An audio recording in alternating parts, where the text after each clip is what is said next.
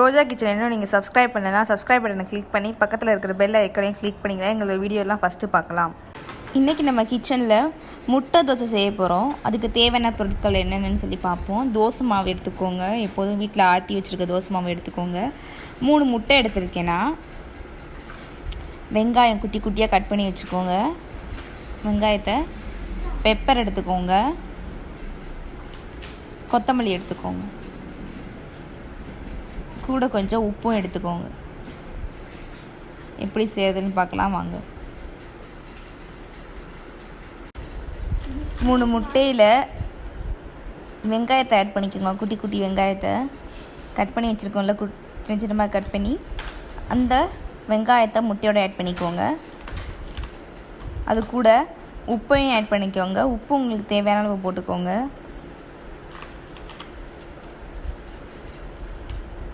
பெப்பரும் add பண்ணிக்கோங்க. Pepper கொஞ்சமாக add பண்ணுங்கள், ரொம்ப வேணாம்.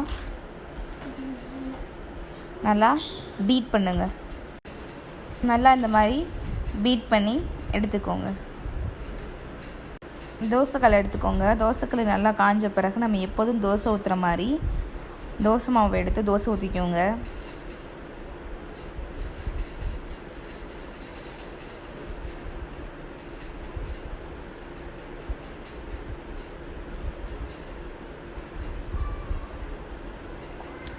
இப்போ நம்ம 3 முட்டை போட்டு பீட் பண்ணி வச்சுருக்கோம். அந்த 3 முட்டையில் 2 தோசை ஊற்றலாம்.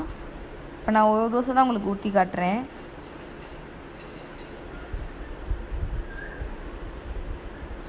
நல்லா ஸ்ப்ரெட் பண்ணி விடுங்க முட்டையை. ஒரே இடத்துல இல்லாமல் எல்லா இடத்துலையும் இருக்கிற மாதிரி ஸ்பூனை வச்சு பண்ணுங்கள். இப்போ நம்ம கொத்தமல்லி போட்டுக்கலாம்.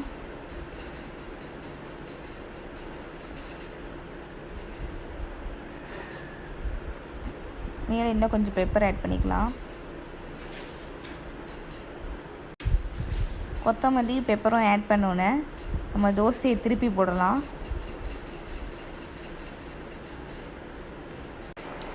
தோசையை திருப்பி போட்டுற பிறகு இப்போ பாருங்கள், நல்லா வெந்துருச்சு. 2 சைடுமே தோசை நல்லா வெந்துருச்சு. இப்போ முட்டை தோசை ரெடி ஆயிடுச்சு. எங்கள் சேனல் பிடிச்சா சப்ஸ்கிரைப் பண்ணுங்கள். ஃப்ரெண்ட்ஸ் பார்க்க நினச்சா ஷேர்